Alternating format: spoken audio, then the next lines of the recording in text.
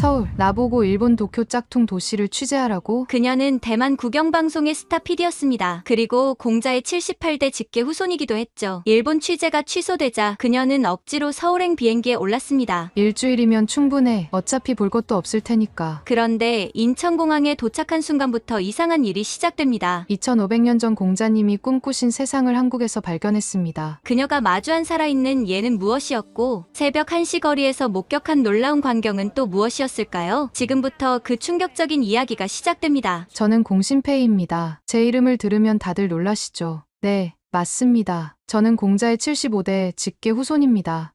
산동성 곡부, 공자님이 태어나고 잠들어 계신 그곳이 저희 가문의 본영입니다. 할아버지는 중화민국 정부가 대만으로 이전할 때 함께 오신 분이셨어요. 2500년을 이어온 종가의 무게가 얼마나 무거운지 아십니까?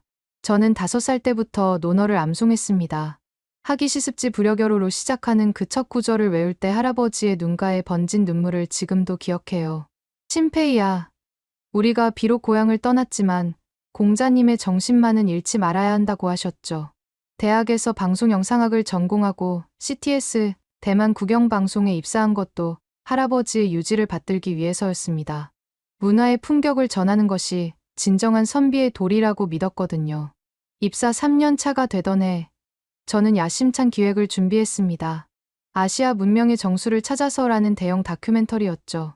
당연히 첫 번째 목적지는 일본이었습니다. 솔직히 말씀드리면 저는 일본이야말로 진정한 예의지국이라고 믿었습니다. 거리의 청결함, 사람들의 정중함, 모든 것이 질서정연한 그 모습이 바로 공자님이 말씀하신 이상사회의 모습이라고 생각했죠. 한국요? 글쎄요. 기획회의에서 누군가 한국을 언급했을 때 제 반응이었습니다. K-팝이나 드라마로 시끄럽게 떠들어대는 나라, 일본 문화를 흉내내면서 마치 자기들이 원조인 양 주장하는 나라, 그게 제가 아는 한국의 전부였어요. 제작팀 선배가 웃으며 말했죠. 심페이, 너무 편견 갖지 마. 한국도 나름대로요.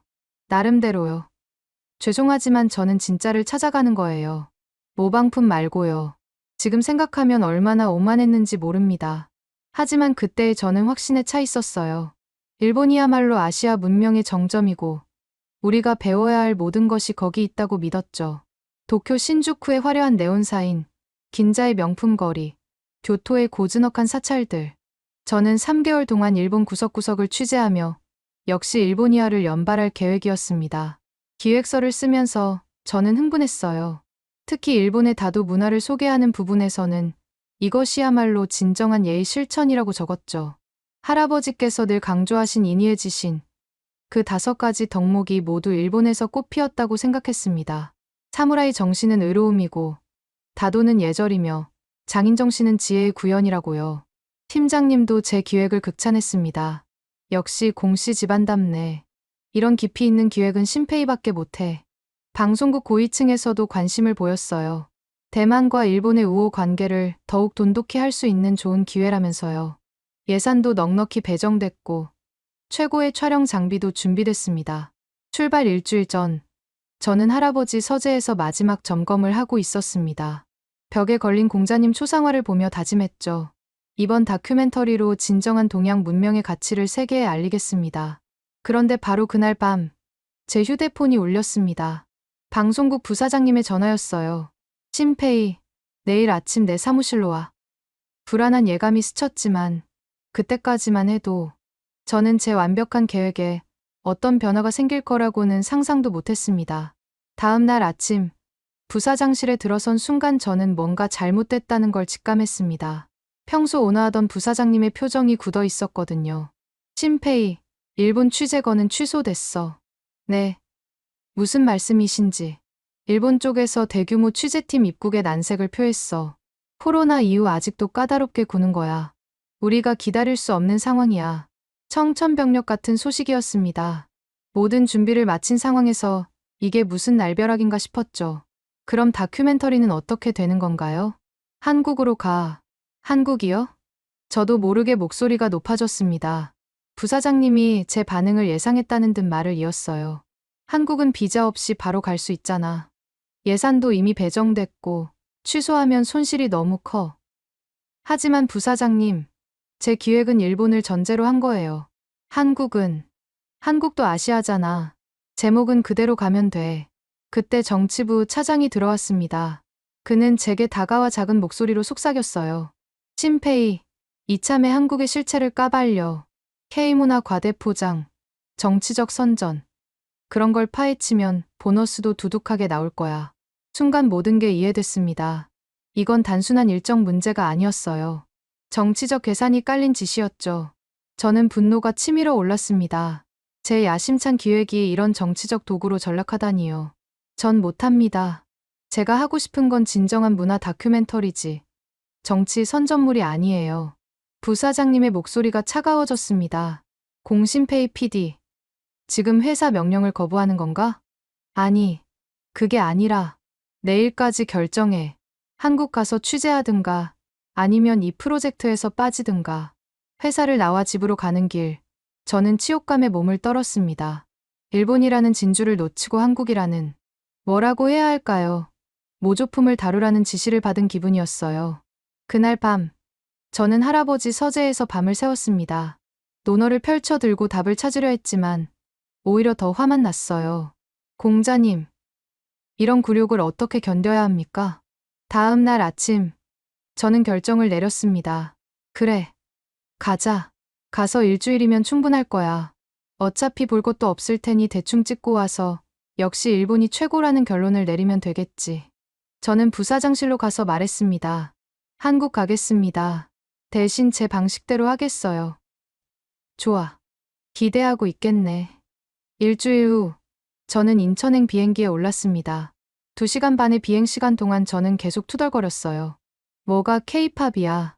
일본 J-팝 따라한 거면서. 한국 요리. 기껏해야 김치에 불고기 아니야? 한류. 돈으로 만든 신기루지. 옆자리 승객이 이상하게 쳐다봤지만 상관없었어요. 저는 이미 마음속으로 한국을 재판하고 유죄 판결을 내린 상태였으니까요. 비행기가 하강하기 시작했을 때 저는 작은 수첩을 꺼내 메모했습니다. 첫인상 스모그에 뒤덮인 회색 도시, 예상되는 문제점 무질서, 시끄러움. 과대포장 취재 포인트 거칠의 뒤에 숨은 실체. 인천공항에 착륙하는 순간까지도 저는 확신했습니다. 이번 출장은 제 인생에서 가장 짜증나는 일주일이 될 거라고요. 그런데 비행기에서 내려 입국장으로 걸어가는데 뭔가 이상했습니다. 공항이 너무 깨끗하고 현대적이었어요. 아, 공항만 번지르르하게 꾸며놨구나.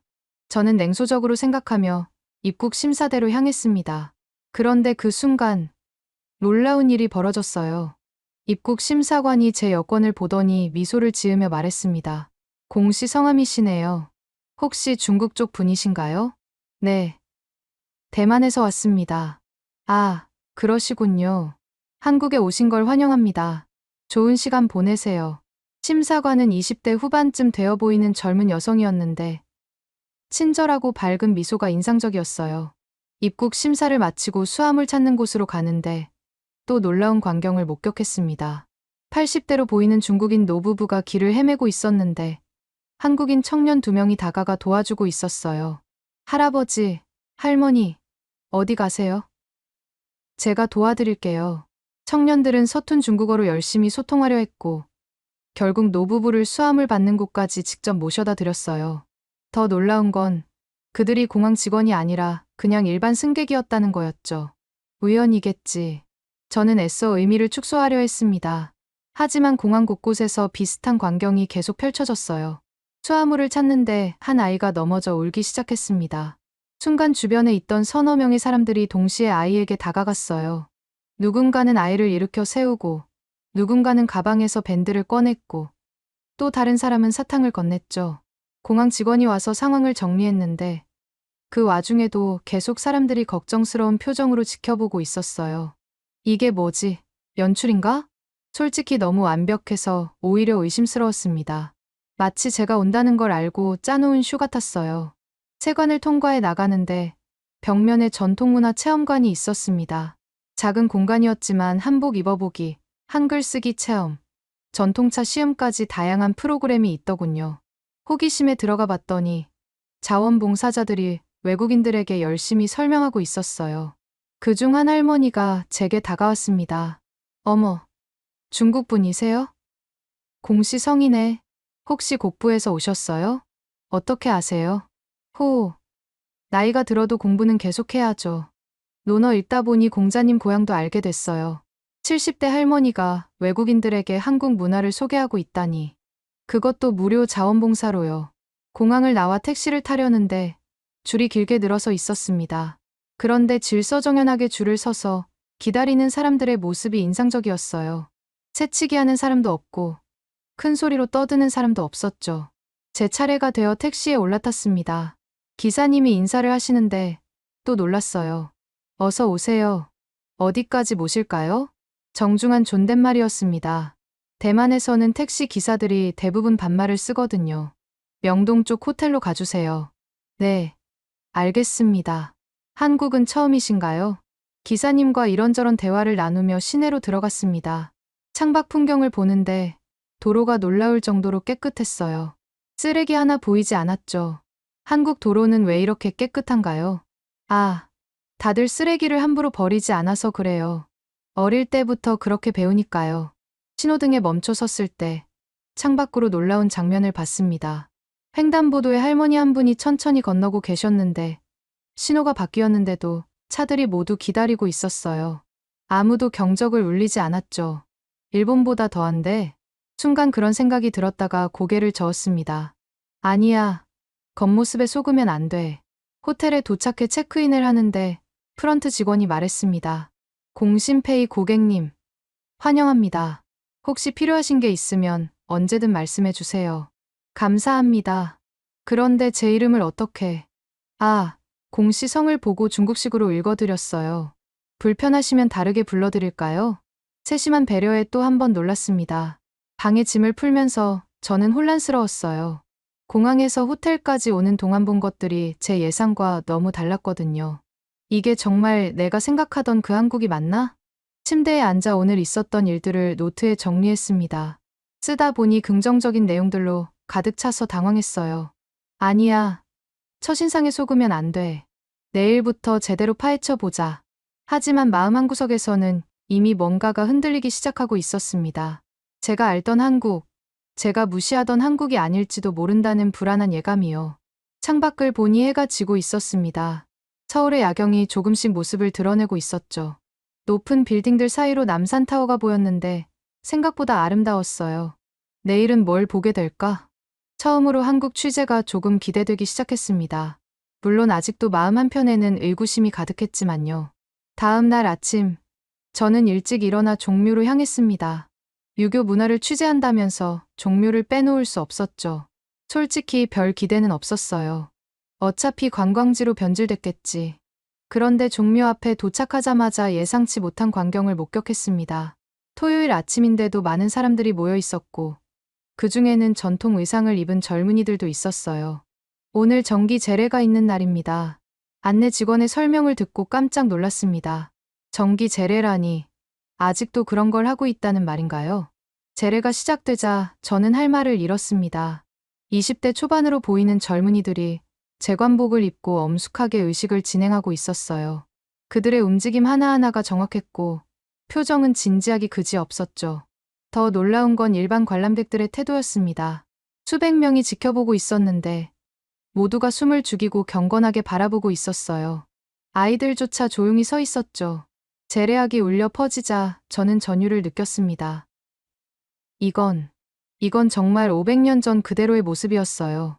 중국에서도 사라진 명나라 시대의 제례 음악이 여기서 완벽하게 보존되고 있었던 겁니다. 제례가 끝난 후 저는 젊은 재관 한 명에게 다가갔습니다. 실례합니다. 이 제례 참여하신 지 얼마나 되셨나요? 3년째 하고 있습니다. 대학교 1학년 때부터 시작했어요. 대학생이신데 왜 이런 일을? 청년은 잠시 생각하더니 진지하게 대답했습니다. 우리 조상들이 500년 동안 지켜온 전통인데 제가 살아있는 동안만이라도 이어가야 하지 않을까요? 그게 후손의 도리라고 생각해요. 20대 청년의 입에서 후손의 도리라는 말이 나오다니 저는 충격을 받았습니다. 이어서 찾아간 곳은 성균관이었습니다. 토요일인데도 많은 사람들이 있었는데 특히 젊은이들이 많아 놀랐어요. 오늘 논어 특강이 있어서요. 한 대학생이 알려줬습니다. 논어 특강에 젊은이들이 자발적으로 모인다고요? 강의실에 들어가 봤더니 정말 가득 차 있었습니다. 강사는 60대 교수님이었는데 열정적으로 논어를 설명하고 계셨어요. 자활 인이 부린 여하기인.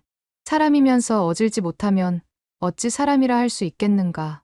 여러분, 이게 무슨 뜻일까요? 학생들이 활발하게 자기 의견을 이야기했습니다. 단순한 암기가 아니라 진짜 토론이 이뤄지고 있었어요. 쉬는 시간에 몇몇 학생들과 대화를 나눴습니다. 논어를 왜 공부하세요? 시험 때문인가요? 아니요. 그냥 삶에 도움이 되는 것 같아서요. 요즘 세상이 너무 각박하잖아요. 논어 읽으면 마음이 편해져요. 한 여학생의 대답이었습니다. 점심시간이 되자 학생들이 저를 식사에 초대했습니다. 근처 한정식집에 갔는데 그들이 자연스럽게 어른들께 먼저 수저를 들도록 기다리는 모습을 봤어요. 한국에서는 아직도 이런 예절을 지키나요? 당연하죠. 기본 중에 기본인데요. 식사 중에 한 학생이 물었습니다. 선생님 성함이 공씨라고 들었는데 혹시 공자님과 관련이 있으신가요? 네. 75대 후손입니다. 순간 식탁이 조용해졌습니다. 그리고 학생들이 하나둘 고개를 숙여 인사를 했어요. 와, 정말 영광입니다. 공자님 후손을 직접 뵙다니. 그들의 진심 어린 존경에 저는 당황했습니다. 대만에서는 제 집안을 아는 사람이 별로 없었거든요. 한 학생이 조심스럽게 물었습니다. 혹시 실례가 안 된다면 논어 구절 하나만 가르쳐 주실 수 있나요? 공자님 후손에게 직접 듣는다면 평생 기억할 것 같아요. 저는 잠시 고민하다가 말했습니다. 군자는 을을 밝히고 소인은 이를 밝힌다. 군자유어의 소인유어리. 학생들이 스마트폰에 받아 적는 모습을 보며 저는 복잡한 심정이 들었습니다. 오후에는 성균관 명륜당을 둘러봤습니다. 그곳에서 또 놀라운 광경을 봤어요. 어린아이들이 한복을 입고 전통 예절 수업을 받고 있었거든요. 안녕하세요. 저는 박가온입니다. 7살쯤 되어 보이는 아이가 정확한 절로 인사를 했습니다. 너무 귀여워서 웃음이 났지만 동시에 감동적이었어요. 선생님께 여쭤봤습니다. 요즘도 이런 교육을 하나요? 네. 부모님들이 많이 찾으세요. 예절을 배우면 아이들 인성교육에 좋거든요. 수업을 지켜보는데 아이들이 서로에게 절하며 감사합니다. 죄송합니다를 연습하고 있었어요. 장난기 가득한 나이인데도 진지하게 임하는 모습이 인상적이었죠. 종묘를 나오면서 저는 깊은 충격에 빠져 있었습니다. 제가 75대 종손이라고 자부하면서도 정작 조상의 가르침을 일상에서 실천하지 못하고 있었다는 걸 깨달았거든요. 그런데 여기 한국에서는 남녀노소 할 것 없이 자연스럽게 예를 실천하고 있었습니다. 그것도 형식적인 게 아니라 진심으로요. 호텔로 돌아가는 길에 택시 기사님과 대화를 나눴습니다. 한국 사람들은 다 이렇게 예의 바른가요? 글쎄요. 우리는 그냥 당연하다고 생각하는데. 어려서부터 그렇게 배워서요. 어려서부터 그렇게 배운다. 그 말이 계속 머릿속을 맴돌았습니다. 한국은 단순히 예절을 지키는 게 아니라 그게 문화 자체에 녹아있는 거였어요. 방에 돌아와 오늘 찍은 영상을 확인하며 생각에 잠겼습니다. 이게 진짜 공자님이 꿈꾸던 세상 아닐까? 처음으로 그런 생각이 들었습니다. 화려한 일본이 아니라 소박하지만 진심이 담긴 한국이 진정한 예의지국일지도 모른다고요. 셋째 날 새벽, 잠이 안 와서 호텔을 나섰습니다. 새벽 4시, 거리는 고요했지만 24시간 무인 카페가 환하게 불을 밝히고 있었어요. 이 시간에도 영업을 하나? 호기심에 들어가 봤습니다. 카페 안에는 아무도 없었지만 깔끔하게 정돈되어 있었죠. 그런데 카운터 위에 놓인 것을 보고 깜짝 놀랐습니다. 작은 돈통이 놓여 있었어요. 안에는 10,000원짜리 지폐들과 동전들이 있었죠. 이게 뭐지? 도둑 안 무서운가? 벽에 붙은 안내문을 읽어봤습니다. 카드 결제가 어려운 분들은 돈통에 넣어주세요. 거스름돈은 알아서 가져가세요. 믿을 수 없었습니다. 새벽에 무인 카페에 현금을 이렇게 놔둔다고요? 커피를 한 잔 뽑아 마시며 관찰했습니다. 30분쯤 지나자 택배 기사님이 들어왔어요. 커피를 뽑고는 지갑에서 정확히 4,000원을 꺼내 통에 넣더군요. 이어서 청소 아주머니가 오셨는데 역시 커피값을 정확히 내고 가셨어요. 정말 아무도 돈을 훔쳐가지 않는구나. 나중에 카페 사장님과 통화할 기회가 있었는데 이렇게 말씀하시더군요. 3년째 운영 중인데 돈이 안 맞은 적이 거의 없어요. 가끔 실수로 더 넣고 가시는 분들이 있는데 다음 날 와서 돌려받아 가세요. 오전에는 온라인 중고거래 문화를 취재하기로 했습니다. 한국의 당근마켓이라는 앱이 유명하다고 들었거든요. 가이드 역할을 해준 김효진 씨를 만났습니다. 30대 초반의 직장인이었죠. 당근마켓 진짜 많이 써요. 동네 사람들끼리 거래하니까 믿을 수 있거든요. 사기 당할 위험은 없나요? 거의 없어요. 프로필에 매너 온도라는 게 있어서 신뢰도를 확인할 수 있거든요. 효진 씨가 실제로 거래하는 모습을 보여줬습니다. 5만 원짜리 가습기를 사기로 했는데 판매자가 먼저 물건을 보내주겠다고 하더군요. 돈도 안 받고 물건을 먼저 보내요? 네. 서로 동네 이웃이니까요. 물건 확인하고 송금하면 돼요.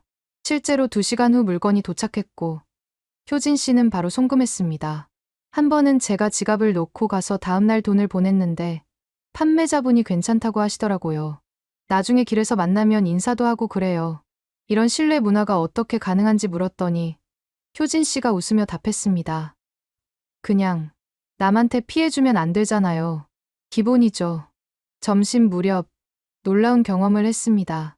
식당에서 밥을 먹고 나오는데 누군가 제 어깨를 두드렸어요. 저기요. 지갑 떨어뜨리셨어요.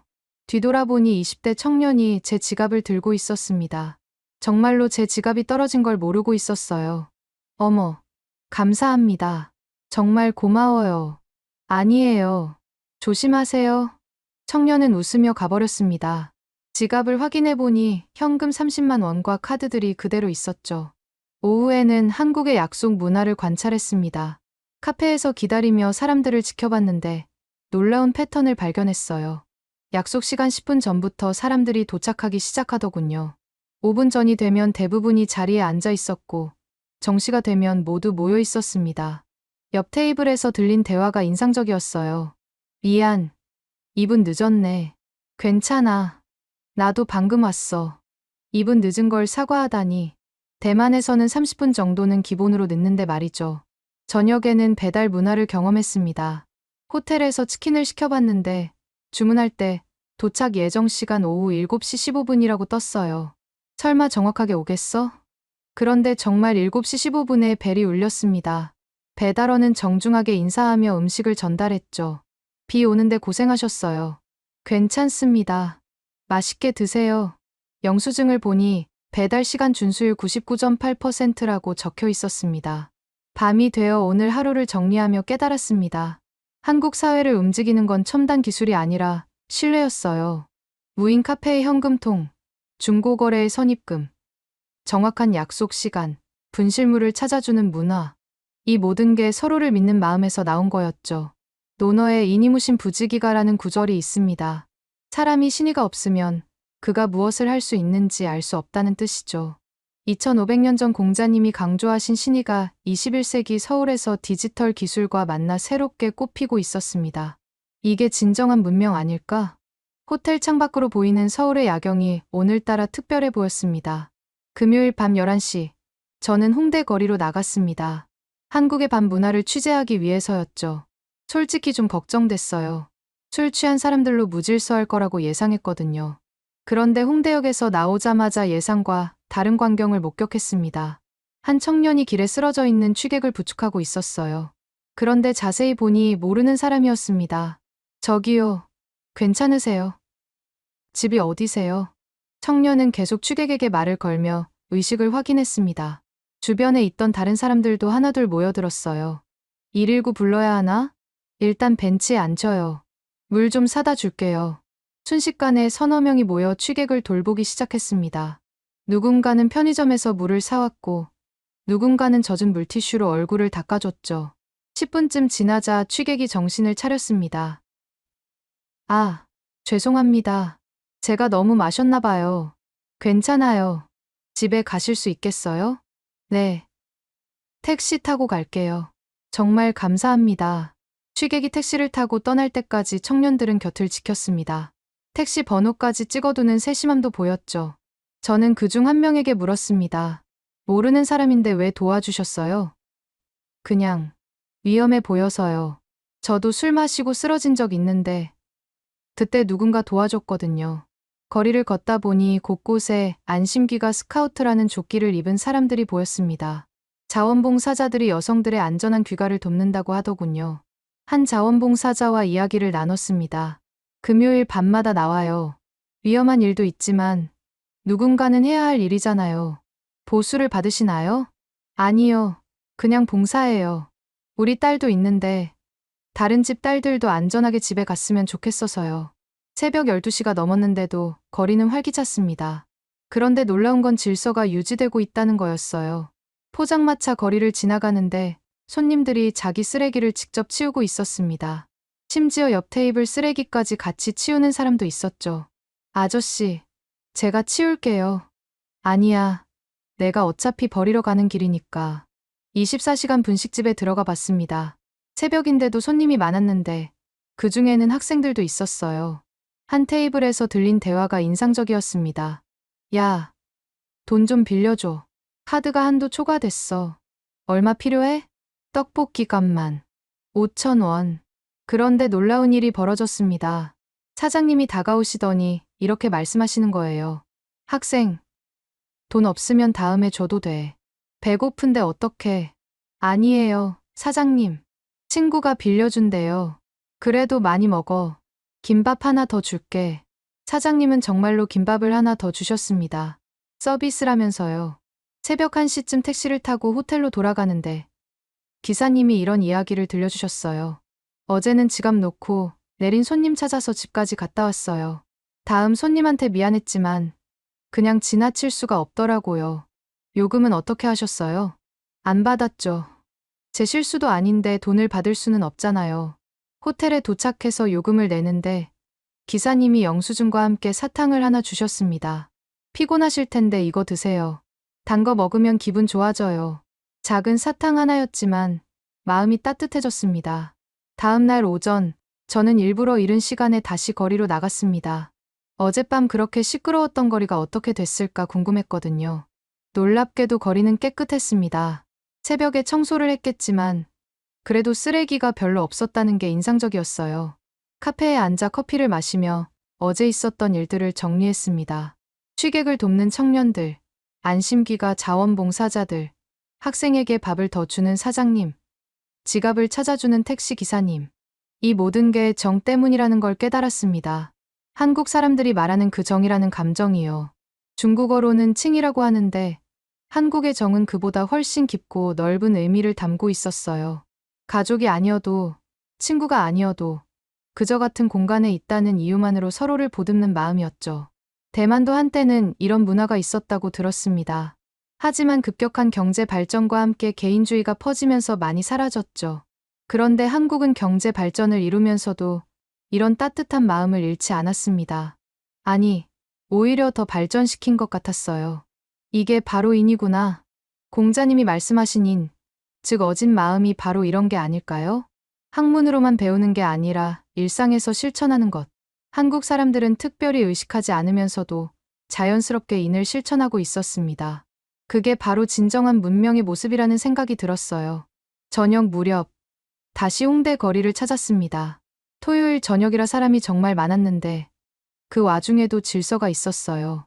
길거리 공연을 하는 청년들 주위로 사람들이 모여 있었는데 서로 자리를 양보하며 뒤에 있는 사람들도 볼 수 있게 배려하고 있었죠. 공연이 끝나자 사람들이 자발적으로 팁을 넣었습니다. 그런데 한 할머니가 5만 원을 넣으려다 실수로 10만 원을 넣었어요. 공연자가 바로 뛰어가서 돌려드렸습니다. 할머니, 5만 원 거슬러 드릴게요. 아니야. 네가 가져. 잘했어. 아니에요. 너무 많아요. 5만 원만 받을게요. 실랑이 끝에 공연자는 5만 원을 돌려드렸습니다. 주변 사람들이 박수를 쳤죠. 이런 장면들을 보며 저는 확신했습니다. 한국은 단순히 경제적으로 발전한 나라가 아니라 사람의 마음이 아름다운 나라라는 것을요. 한국에서의 일주일이 끝나고 대만으로 돌아왔습니다. 비행기에서 내내 복잡한 심정이었어요. 제가 본 것들을 어떻게 정리해야 할지 막막했거든요. 회사에 출근하자마자 부사장님이 저를 호출했습니다. 어때? 한국의 실체를 제대로 봤나? 네, 봤습니다. 좋아. 기대하고 있겠네. 화려한 케이팝 뒤에 숨은 어두운 면들을 잘 보여주게. 저는 아무 대답도 할 수 없었습니다. 제가 본 한국은 부사장님이 원하는 그런 모습이 아니었으니까요. 편집실에 들어가 촬영한 영상들을 확인했습니다. 종묘의 재래, 무인 카페의 현금통, 취객을 돕는 청년들, 따뜻한 정이 넘치는 거리. 이걸 어떻게 부정적으로 편집하라는 거지? 며칠 동안 고민했습니다. 억지로라도 부정적인 면을 찾아보려 했지만 제가 찍은 영상들은 하나같이 한국의 아름다운 모습뿐이었어요. 그때 정치부 차장이 찾아왔습니다. 심페이, 편집은 어떻게 돼가? 아직 정리 중이에요. 내가 도와줄까? 이런 식으로 하면 돼. 종묘 재래는 구시대적 봉건 잔재, 무인 시스템은 일자리를 빼앗는 차가운 기술, 밤거리 문화는 과도한 음주 문화. 차장님, 저도 모르게 소리를 질렀습니다. 그건 제가 본 게 아니에요. 거짓말은 할 수 없어요. 차장은 차가운 표정으로 저를 바라봤습니다.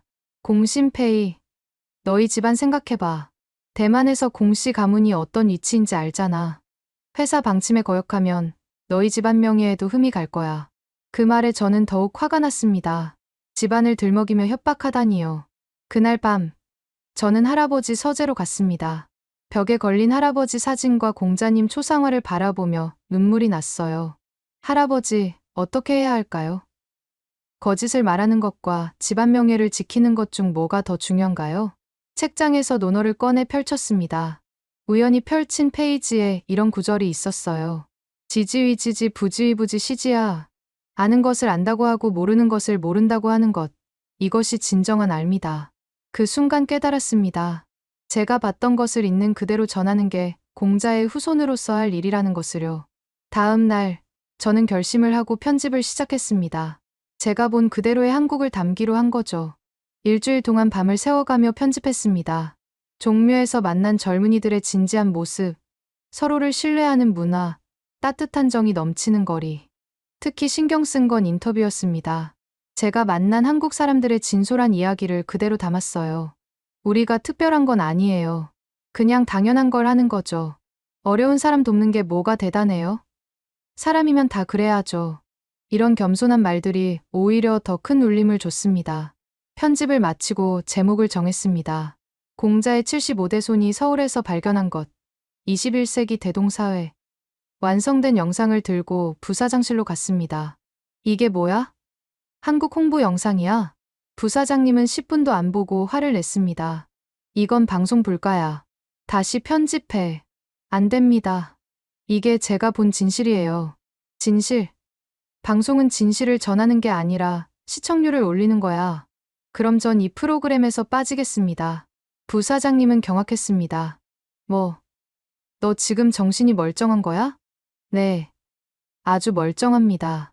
공자의 후손으로서 거짓을 방송할 수는 없어요. 며칠 후, 인사팀에서 연락이 왔습니다. 다른 부서로 전출 명령이 내려진 거죠. 사실상의 좌천이었습니다.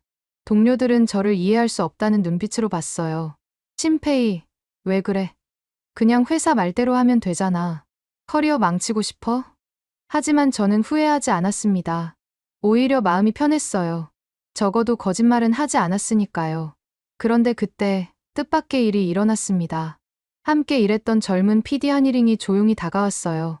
심페이 선배, 그 영상 정말 좋았어요. 저도 한국 가보고 싶어졌어요. 고마워. 하지만 이제 방송될 일은 없을 거야. 그럼 다른 방법은 없을까요?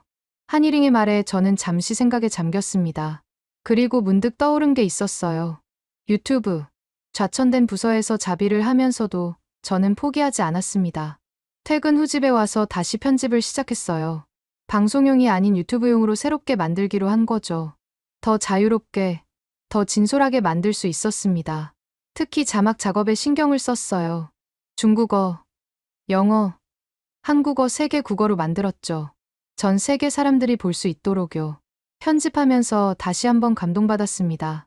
제가 찍은 영상들을 보니 한국이 얼마나 특별한 나라인지 더 선명하게 보였어요.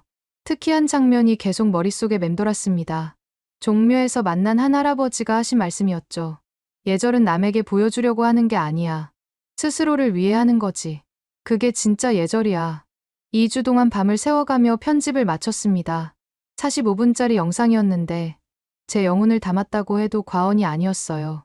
마지막에 제 메시지를 넣었습니다. 저는 공자의 75대 손 공신패입니다. 한국에서 제가 발견한 건 단순한 예절이나 문화가 아니었습니다. 2500년 전 공자님이 꿈꾸셨던 대동사회, 그 이상향이 21세기 서울에서 실현되고 있었습니다. 업로드 버튼을 누르기 전 잠시 망설였습니다. 이 영상이 공개되면 회사에서 제 입지는 더욱 어려워질 거였어요. 하지만 할아버지 사진을 보며 용기를 냈습니다. 할아버지, 손녀가 옳은 일을 하는 거예요. 새벽 3시, 드디어 업로드 버튼을 눌렀습니다. 제목은 이렇게 정했어요. 공자의 75대 손이 서울에서 발견한 것, 살아있는 인이의 지신. 업로드하고 잠들었는데 아침에 일어나 보니 놀라운 일이 벌어져 있었습니다. 조회수가 50만을 넘어서고 있었어요. 댓글도 수천 개가 달려 있었고요. 이게 진짜 한국이구나. 가보고 싶다. 공자님도 서울을 보시면 기뻐하실 것 같아요. 대만 사람으로서 부끄럽습니다. 우리가 잃어버린 걸 한국이 지키고 있네요. 특히 중국 본토에서 온 댓글들이 인상적이었습니다. 문화대혁명으로 우리가 잃어버린 전통이 한국에 살아있다니. 진정한 중화 문명의 계승자는 한국인 것 같다. 점심시간에 확인해보니 조회수가 200만을 돌파했습니다. 그리고 놀라운 일이 일어났어요. 웨이보에서 실시간 검색어 1위에 올라간 거였습니다. 공자후손이 본 한국이라는 태그로요. 오후가 되자 언론사들에서 연락이 오기 시작했습니다. 인터뷰 요청이 쇄도했죠. 그런데 가장 놀라운 건 회사의 반응이었습니다. 부사장님이 직접 저를 부르더니 이렇게 말했어요. 신페이, 그 영상 회사 이름은 빼줘. 이미 뺐습니다. 개인 자격으로 올렸으니까요. 부사장님은 불편한 표정을 지었지만 더 이상 뭐라 하지 못했습니다. 이미 영상이 너무 유명해져서 건드릴 수 없었거든요. 퇴근 후 집에 가니 어머니가 기다리고 계셨어요. 신페이야, 이 영상 봤어. 정말 자랑스럽다. 회사에서 불이익 받을 텐데. 괜찮으세요? 네 할아버지라면 분명 네 선택을 지지하셨을 거야. 어머니의 말씀에 눈물이 났습니다. 밤이 되자 더 놀라운 일이 일어났습니다. 하버드 대학교 동아시아학과 교수가 제 영상을 공유하며 이런 글을 올린 거예요. 21세기 유교 문명의 진정한 모습. 모든 학생들이 봐야 할 영상. 이어서 각국의 학자들이 영상을 공유하기 시작했습니다. 현대 사회에서 전통 가치가 어떻게 살아남을 수 있는지 보여주는 완벽한 사례. 한국은 경제 발전과 전통 문화를 동시에 이룬 유일한 나라. 일주일 후 조회수는 5천만을 돌파했습니다. 전 세계에서 감사 메일이 쏟아져 들어왔어요. 그 중에서도 가장 감동적이었던 건 한국에서 온 메일이었습니다. 안녕하세요. 저는 종묘에서 만났던 대학생입니다. 저희가 하는 일이 이렇게 의미 있는 일인지 선생님 영상을 보고 처음 알았어요. 앞으로도 더 열심히 전통을 지키겠습니다. 감사합니다. 또 다른 메일도 있었어요. 저는 홍대에서 취객을 도왔던 청년입니다. 당연한 일을 했을 뿐인데 이렇게 좋게 봐주셔서 오히려 제가 감사해요. 한국을 사랑해 주셔서 고맙습니다. 이런 메일들을 읽으며 저는 확신했습니다. 제가 옳은 선택을 했다는 것을요. 회사에서는 여전히 찬밥 신세였지만 상관없었습니다. 진실을 전했다는 자부심이 있었으니까요. 그리고 한 달 후 정말 놀라운 일이 일어났습니다. 영상을 올린 지 한 달, 조회수는 8천만을 넘어섰습니다. 그런데 더 놀라운 건 현실 세계에서 일어난 변화였어요. 먼저 대만 내에서 큰 논란이 일어났습니다. 우리가 중화 문화의 정통이라고 자부했는데 정작 공자의 정신은 한국이 더 잘 지키고 있다. 경제만 쫓다가 정신문화를 잃어버린 게 아닐까? 지식인들 사이에서 자성의 목소리가 나오기 시작했죠. 일부 대학에서는 제 영상을 교재로 사용하기도 했습니다. 언론도 달라졌어요. 그동안 한국을 무시하던 논조가 바뀌기 시작했죠. 한국에서 배워야 할 것들, 잃어버린 정을 찾아서 이런 기사들이 쏟아져 나왔습니다. 하지만 가장 큰 반향은 중국 본토에서 일어났습니다. 제 영상이 웨이보에서 하루에도 수백만 번씩 공유되면서 한국에서 찾은 진짜 중국이라는 해시태그가 유행했어요. 베이징대 철학과 교수가 이런 글을 올렸습니다. 우리가 문화대혁명으로 잃어버린 것을 한국이 지켜줬다. 이제 우리가 한국에서 배워와야 한다. 상하이의 한 기업가는 직원들에게 제 영상을 의무 시청하게 했다고 해요. 돈만 쫓지 말고 사람을 먼저 생각하라. 그게 진정한 성공이다. 일본에서도 반응이 왔습니다. 우리가 형식에만 치중했다면 한국은 정신을 지켰다. 진정한 아시아의 미래는 한국에 있을지도 서구 언론들도 주목했어요. BBC에서 연락이 왔습니다. 당신의 영상을 보고 한국 특집 다큐멘터리를 제작하기로 했습니다. 인터뷰에 응해주시겠습니까? CNN, 르몽드, 뉴욕타임스, 세계 유수의 언론사들이 앞다퉈 보도했죠. 21세기 유교 르네상스, 동양 철학이 현대 사회에서 꼽히다. 한국, 전통과 현대의 완벽한 조화. 그런데 가장 뜻밖의 반응은 대만 정부에서 나왔습니다. 문화부 장관이 공개 성명을 발표했어요. 공신페이 PD의 영상은 우리에게 많은 것을 생각하게 합니다. 경제 발전에만 매달리다 잃어버린 가치들을 되찾아야 할 때입니다. 심지어 대통령실에서도 논평이 나왔죠. 이웃 나라의 좋은 점을 배우는 것은 부끄러운 일이 아닙니다. 한국과의 문화 교류를 확대하겠습니다. 회사 분위기도 완전히 바뀌었습니다. 그동안 저를 무시하던 동료들이 하나둘 다가왔어요. 신페이, 네가 옳았어. 미안해. 우리도 너처럼 진실을 전하는 방송을 만들고 싶어. 심지어 부사장님도 태도를 바꿨습니다. 신페이, 그때는 미안했네. 자네가 진정한 언론인이야. 이제 와서. 알아. 하지만 회사도 변해야 한다는 걸 깨달았어. 다시 돌아와서 좋은 프로그램 만들어주게. 저는 정중히 거절했습니다. 이미 다른 계획이 있었거든요. 한국 정부와 여러 단체에서 초청장이 왔어요. 그 중에서도 가장 의미 있었던 건 성균관대학교의 초청이었습니다. 공자 후손님을 모시고 특강을 열고 싶습니다. 한국 젊은이들에게 큰 자극이 될 것 같아요. 저는 기쁜 마음으로 수락했습니다. 그리고 한 달 후, 저는 다시 서울행 비행기에 올랐습니다. 이번에는 전혀 다른 마음이었어요. 설렘과 기대로 가득했죠. 인천공항에 도착하니 취재진이 기다리고 있었습니다.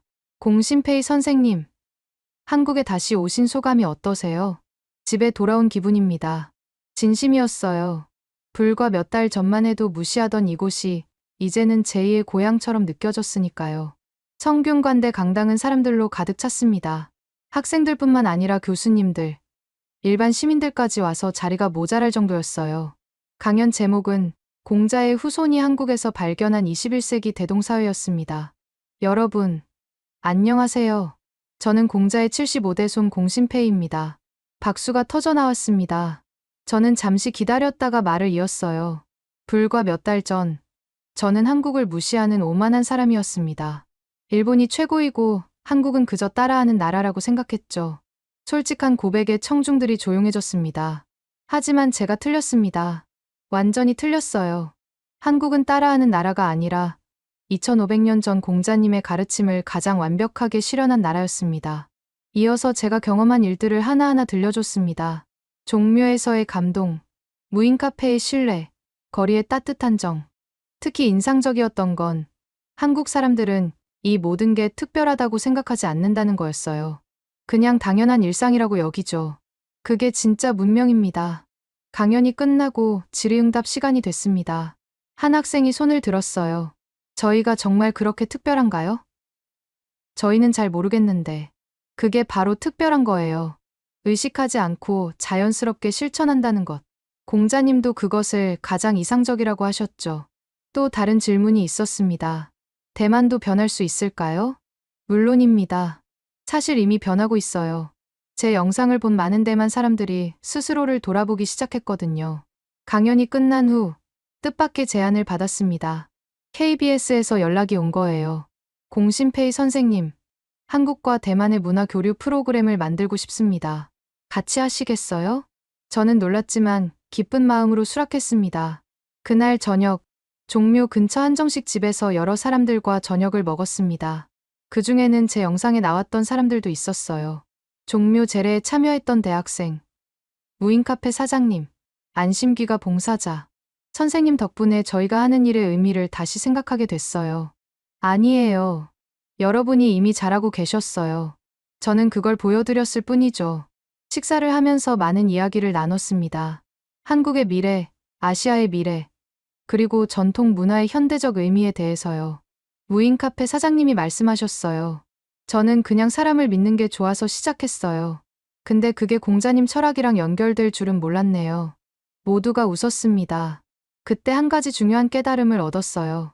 한국 사람들은 유교를 공부해서 실천하는 게 아니라 그냥 좋은 삶을 살다 보니 그게 유교 정신과 일치했던 거라고요. 다음 날 서울시청에서 주최한 환영 행사에 참석했습니다. 서울시장님이 직접 나와서 환영해 주셨어요. 공신페이 선생님의 영상 덕분에 우리도 우리가 가진 것의 가치를 다시 보게 됐습니다. 서울시 명예 시민증을 드리고 싶습니다. 뜻밖의 선물에 감동했습니다. 이제 저도 서울 시민이네요. 정말 영광입니다. 행사가 끝나고 기자들이 물었어요. 앞으로의 계획은 어떻게 되시나요? 한국과 대만, 나아가 아시아 전체가 서로 배우고 발전할 수 있는 다리 역할을 하고 싶습니다. 과거에 갇히지 않고 미래로 나아가는 것. 그게 진정한 전통의 계승이라고 생각해요. 그날 밤, 호텔에서 어머니와 영상 통화를 했습니다. 엄마, 저 서울명예 시민이 됐어요. 정말 자랑스럽다. 네 할아버지도 기뻐하실 거야. 엄마도 한번 오세요. 직접 보시면 제가 왜 이렇게 감동했는지 아실 거예요. 전화를 끊고 창밖을 바라봤습니다. 서울의 야경이 반짝이고 있었어요. 불과 몇 달 전엔 관심도 없던 풍경이 이제는 가장 아름답게 보였죠. 이게 인연인가? 공자님도 이런 걸 두고 인연이라고 하셨을까요? 내일은 KBS와 첫 미팅이 있습니다. 새로운 프로그램으로 더 많은 사람들에게 진실을 전할 수 있을 거예요. 잠들기 전 일기에 이렇게 적었습니다. 오늘도 한국에서 많은 것을 배웠다. 여기 사람들은 특별함을 모르는 채 특별하게 산다. 그게 진짜 문명이다. 6개월 후 저는 다시 서울에 있었습니다. 이번에는 관광객도 초청 강연자도 아닌 정식 프로그램 제작자로서였죠. KBS와 함께 만든 아시아 서로에게 배우다 첫 방송을 앞두고 있었습니다. 첫 주제는 당연히 한국이었어요. 촬영 첫날 종묘 앞에서 뜻밖의 분을 만났습니다. 백발의 할아버지 한 분이 제게 다가오셨어요. 혹시 공신페이 선생 아니신가? 네, 맞습니다. 어떻게 아셨어요? 영상 봤소. 고맙구만. 공자 후손이 와서 이렇게 말해주니 힘이 나더라고. 할아버지는 매일 종묘에 오신다고 했어요. 여기가 내 마음의 고향이야. 조상님들 모신 곳이니까. 할아버지는 왜 매일 오세요? 그냥 와야 할 것 같아서. 누군가는 지켜야 하잖아. 그 누군가는 지켜야 한다는 말이 가슴에 깊이 박혔습니다. 이어서 성균관대에서 특별한 행사가 있었어요. 한국 대학생들과 대만 교환학생들이 함께하는 토론회였죠. 주제는 전통의 현대적 가치였습니다. 한 대만 학생이 말했어요. 한국 와서 놀란 게 여기는 전통이 박물관에만 있는 게 아니에요. 일상 속에 살아있어요. 한국 학생이 대답했습니다. 저희는 그게 특별한 줄 몰랐어요. 공신페이 선생님 영상 보고 깨달았죠. 토론이 깊어질수록 흥미로운 발견이 있었어요. 한국 학생들은 자신들이 가진 것의 가치를 모르고 있었고, 대만 학생들은 잃어버린 것의 소중함을 뒤늦게 깨닫고 있었죠. 점심시간, 학교 근처 평범한 식당에 갔습니다. 주인 아주머니가 반갑게 맞아주셨어요. 어머, 그 유명한 공 선생님이시네. 밥 많이 드세요. 반찬이 계속 리필되고, 국물도 더 주시고. 대만 학생들이 놀라워했어요. 이게 그 유명한 한국의 정이군요. 이게 뭐가 특별해. 밥 먹으러 왔으니 배부르게 먹여야지. 아주머니의 당연하다는 듯한 대답에 모두 웃었습니다. 오후에는 동대문 시장을 찾았어요. 6개월 전과 달라진 게 있었습니다. 중국어 안내 표지판이 늘어났고 상인들도 간단한 중국어를 하시더군요. 공 선생님 영상 이후로 대만, 중국 관광객이 엄청 늘었어요. 그래서 우리도 중국어 공부 시작했죠. 한 상인분의 설명이었습니다. 어려우신 거 없으세요? 뭐가 어려워요? 손님 오시면 반갑지. 말이 좀 안 통해도 손짓 발짓하면 다 통하더라고. 그 순간 깨달았습니다. 소통의 본질은 언어가 아니라 마음이라는 것을요. 저녁에는 특별한 만남이 있었습니다. 제 영상을 본 후 한국에 정착한 외국인들의 모임이었어요. 미국인, 프랑스인, 일본인, 그리고 대만인도 여러 명 있었죠. 그들의 이야기는 놀라웠습니다. 저는 출장 왔다가 한국의 정에 빠져서 아예 이민 왔어요. 무인 시스템 보고 충격받았죠. 사람을 이렇게 믿을 수 있구나. 밤거리가 안전해서 여자 혼자서도 맘 편히 살 수 있어요. 특히 한 대만인의 이야기가 인상적이었습니다. 선생님 영상 보고 결심했어요. 돈만 쫓지 말고 사람답게 살자고. 지금은 작은 카페 운영하면서 행복하게 살아요. 그들에게 물었습니다. 한국 생활에서 가장 좋은 점이 뭔가요? 대답은 한결같았어요. 사람들이 따뜻해요. 서로 돕고 사는 문화가 있어요. 빨리빨리 하면서도 사람은 놓치지 않아요. 다음 날 청와대 근처 작은 공원에서 놀라운 광경을 봤습니다. 아침 일찍인데 많은 사람들이 모여 있었어요. 자세히 보니 쓰레기를 줍고 있었죠. 무슨 행사인가요? 그냥 동네 주민들이 자발적으로 하는 거예요. 매주 토요일 아침에 모여서 동네 청소해요. 70대 할머니부터 초등학생까지 다양한 연령대가 함께하고 있었습니다. 한 아이에게 물었어요. 왜 이런 일을 해요? 우리 동네니까요. 깨끗하면 기분 좋잖아요. 8살 아이의 당연하다는 대답에 또 한 번 감동했습니다. 촬영을 마치고 스태프들과 회의를 했어요. 이번 프로그램으로 뭘 전하고 싶으세요? PD님이 물었습니다. 문명의 진짜 의미요. GDP나 빌딩 높이가 아니라 사람이 사람답게 사는 것. 그게 진짜 선진국이라는 걸 보여주고 싶어요. 다들 고개를 끄덕였습니다. 그날 밤, 남산에 올라갔습니다. 서울의 야경을 보면서 많은 생각을 했어요. 공자님이 이 광경을 보신다면 뭐라고 하실까? 아마 이렇게 말씀하시지 않을까요? 인을 실천하는 곳이 바로 내 고향이다. 저에게 서울은 이미 제2의 고향이 되었습니다. 태어난 곳은 대만이지만 마음의 고향은 서울인 것 같아요. 내일은 마지막 촬영이 있습니다. 주제는 한국인들에게 듣는 행복의 비결이에요. 과연 그들은 뭐라고 대답할까요? 아마 또 그게 뭐가 특별해요? 라고 하겠죠. 그 겸손함이, 그 당연함이 바로 한국의 힘인 것 같습니다. 아시아, 서로에게 배우다 첫 방송이 나간 날, 반응은 폭발적이었습니다. 한국에서도, 대만에서도, 그리고 중국 본토에서도 큰 화제가 됐죠. 특히 인상적이었던 건 젊은 세대의 반응이었어요. 우리 세대가 지켜야 할 가치가 뭔지 알게 됐어요. 돈보다 중요한 게 있다는 걸 한국이 보여줬네요. 방송 이후 놀라운 변화들이 일어났습니다. 대만에서는 정운동이 시작됐어요. 이웃과 인사하기, 어려운 이웃 돕기, 신뢰 문화 만들기 같은 캠페인이 퍼졌죠. 한 대만 대학생이 SNS에 올린 글이 화제가 됐습니다. 오늘 넘어진 할머니를 도와드렸다. 한국에서는 당연한 일이라던데 우리도 할 수 있다. 한국에서도 변화가 있었어요. 자신들이 가진 것의 가치를 재발견한 거죠. 성균관의 전통 문화 프로그램 신청자가 3배로 늘었고 종묘 재래 자원봉사자도 크게 증가했습니다. 한 자원봉사자가 말했어요. 외국인들이 이렇게 감동하는데 정작 우리가 소홀히 하면 안 되잖아요. 3개월 후 저는 특별한 프로젝트를 시작했습니다. 공자로드, 아시아를 잇는 인문학 여행.